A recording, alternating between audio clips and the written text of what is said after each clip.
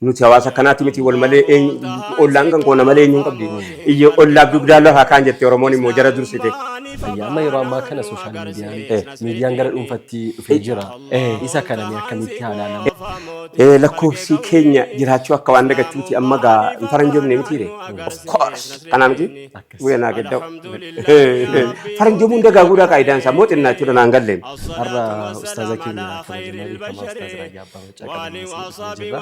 Mee rakkoo biyya kanaa kana rakkoodha jedhanii haasa'uudhaan dura rakkina ta'uu hadhiisu. Rajabaa 20 keessa jirra 1447. Reefki taa'ee du'ee waggaa lammaffaa isaarratti dhaqeera. Kassa abdees godhatee Afrikaa qaba anaa isa moofaanaa fidee beeku. Jaraa qophaa'uudhaan. Ustaazni yeroo akka tasaas istiidiyoo keenya ilaaluu dhufanitti achumaan ergaa wayyaa dabarfatan jennee sinaaf firree baga dhuftan ustaaz. Kan biraa immoo carraa argattee walitti fayyadamuun bareeda.